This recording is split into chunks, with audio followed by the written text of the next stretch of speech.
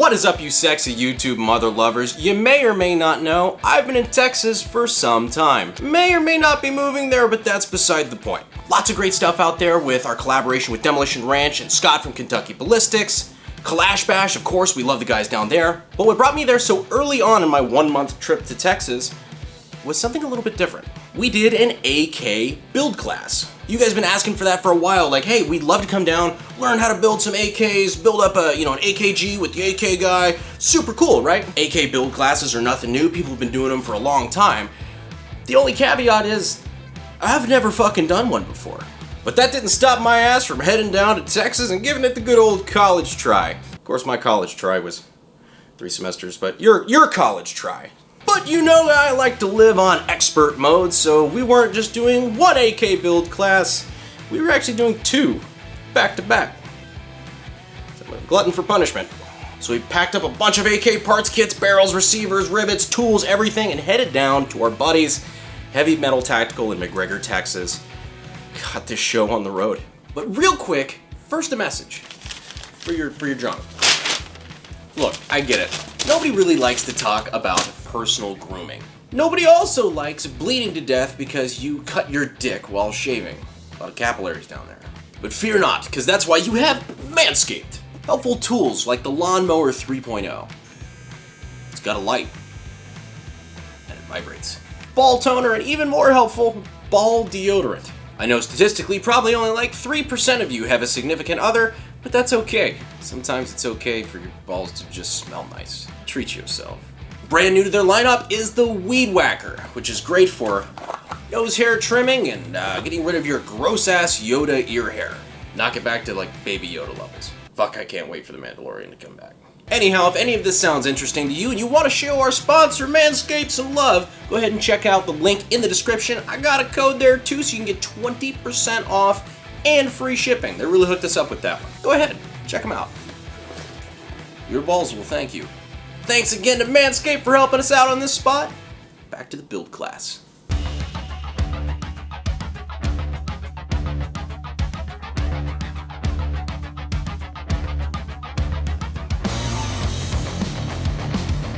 What we're going to be doing over the next couple days is hopefully giving you guys the basic rundown of what you would need to feel comfortable getting started on your own journey, building AKs and learning more about the AK platform and starting to put these together in your garage like real freedom-loving Americans. So after introducing the students to what we were going to be doing, we ended up showing them the kits, which were populated barrel kits, basically something that you would buy if you already bought a populated kit over from Arms of America, AK Builder, something along those lines. This right here, we'll start off with this. This piece of bent sheet metal is called the receiver. These are stamped receiver guns. This here is what the ATF considers the firearm. We have the front trunnion. Now this piece right here is riveted to the front of the receiver. As you can see, the holes line up here. This is where the barrel presses in. So the barrels, unlike an AR-15, the headspace is not set by the barrel extension. When you get an AR-15 barrel, it's already got a barrel extension on with the locking lugs and everything like that. And headspace is more or less within reason set by that already. Now on the AK, it's a press fit. So you're gonna be pressing your barrel assembly in here, and how far back it goes determines headspace. You guys are gonna be building on cold hammer forged Romanian barrels, threaded 14x1, very good barrels, chrome lined. So this particular variant that we're building on is called an AKM. Now you've had a lot of different variants of the AK-47 throughout the years. Obviously, starting out, the very first Type 1s, Type 1 AK-47 were the first ones that passed military trials in 1947. They were stamped receivers, but they had a lot of funky shit going on, especially for a very brand new prototype weapon. So then you had your Type 2s, which were a milled receiver, and then you had a Type 3 that was a little bit more refined version of a milled receiver. But the problem with milled receivers, at least in 1949, is that they were very, very expensive to make. They took a long time to make. You're starting, instead of a stamped piece of sheet metal, you're starting with a big piece of billet steel. Okay, so that's not super easy to do in large numbers. So instead of a stamped receiver where you have trunnions riveted on, the rear trunnion and the front trunnion were part of one milled billet receiver. Very sturdy, very heavy, very hard to produce in large quantities. And now we're starting to kick off the Cold War, and the Soviet Union is expanding very rapidly throughout the rest of the world. Basically, if your country gets taken over by the USSR, congratulations, you get an AK factory and you get an AK factory. So they needed something that was easy and quick to produce. That's where in 1953, I believe it was, we came out with, or they came out with, we didn't do shit.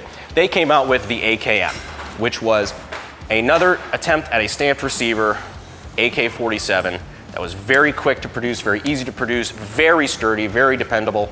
And the AKM in all of its variants from all sorts of different countries are probably the most common AK that you'll see. Modernized. So automatic Kalashnikov, modernized. So that was their attempt to streamline production of the AK style of rifle. So like I said, there's so many countries that made these things. The AKMs as far as like, Hungary, Romania, Bulgaria, Russia, China, all over the world people were making variants. There's different things that are slightly different on all of them, but at its core, it's the same rifle. So that's what we're going to be building on today. So first off, if I could ask you guys to go ahead and grab your bag of rivets here. We're gonna be doing our trigger guard first. If you could grab your trigger guards and your selector stop plates and your receivers. Those are gonna be the first three parts that we're gonna need. And please do not lose your receiver. Your receiver is yours. There are many like it. That one is yours. Not quite. So let me actually show you guys first. There's gonna be two different types of rivets. If I could walk over to my makeshift whiteboard of knowledge. Your non-countersunk rivets are going to look like this. Your countersunk rivets are going to look virtually identical. However, they're gonna have a taper at the bottom. And the difference there is there's some of these rivets are going to have dimples in the actual trunnions themselves that we're gonna have to dimple the metal in. And the whole purpose of that is you get a stronger rivet theoretically, and you get just more surface area that you've got metal on metal that's grabbing together for a nice solid rivet press. We weren't using the high-speed tooling that we got from the factory either. No. We were showing people how to build it the old-fashioned way. How to do it if they were gonna go out and buy the tools off AK Builder and do this in their garage. Just like Mikhail intended. So we started off riveting trigger guards. It's the most entertaining part of the build, I can tell.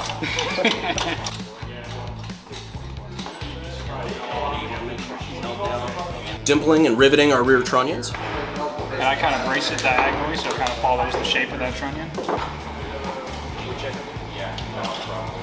Dimpling and then riveting our front trunnions. It's gonna need a little bit of drilling out. And that's perfectly normal because what you just did is you pushed steel into the hole.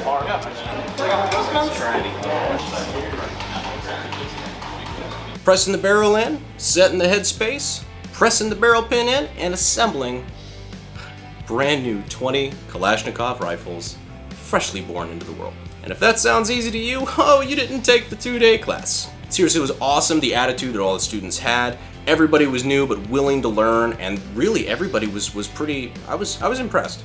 And obviously we can't show you everything because A, students paid good money for that class, and B, YouTube and powers B really don't like this kind of stuff. In fact, we're probably not gonna monetize this video at all. Thanks again, Manscaped. Link in the description, check it out. But I'm hoping this video gives you guys at least an idea of what we were working on for this 2 days. Thankfully, I wasn't doing this alone either. I had the help of Zach and Ryan, two of the old Brass Valley guys that I've since hired, really helping me out with the class, which was a tremendous help. That partnered with a few of the helpful hands over at Heavy Metal Tactical, and we almost looked like we knew what we were doing. But after all that work was said and done, it was time to head out to the range and see if these babies actually functioned at the end of the day.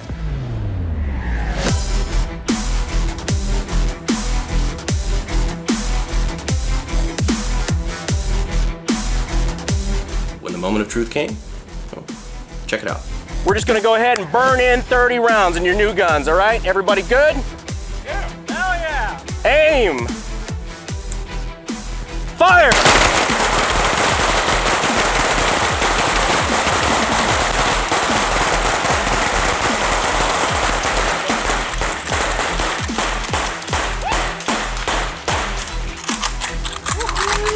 Alrighty, unload and show clear.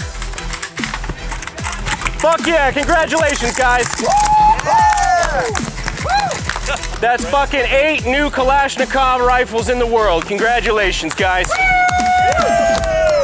freedom the fuck on. Hell yeah. That was beautiful. So after all the test fires were done, we let the students, shoot their new rifles, sight in their stuff, and play around a little bit with a couple of the shop machine guns. So you're gonna aim right at the bottom of that red silhouette.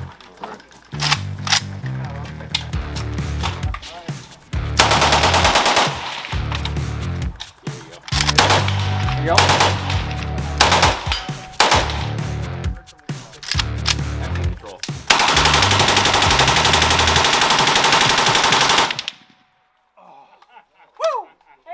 Nice. Like a pro. As the Appalachian Americans say, yee yee.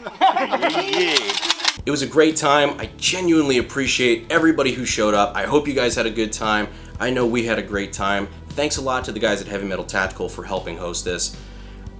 As to your questions, I can already see in the comments of when we're doing this again, if we're doing this again. To be honest, I don't know. We haven't figured that out, but I did want to share the experience with you guys, and I wanted to ask you, is this something that you'd be interested in doing? Learning how to build your own AKs. I'm not worried about if you guys go out and start building your own AKs or start your own I don't care, man. I don't care about the competition. I've got more work than I could ever ask for. I just want people to be building quality Kalashnikov rifles, and that's what it comes down to. So if this is something you guys are interested in, please leave a comment down below.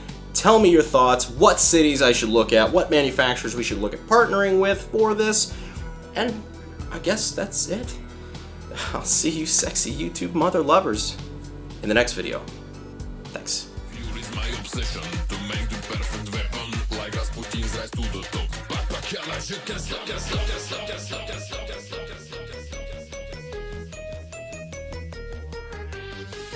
But I'm hoping this video at least gives you but I hope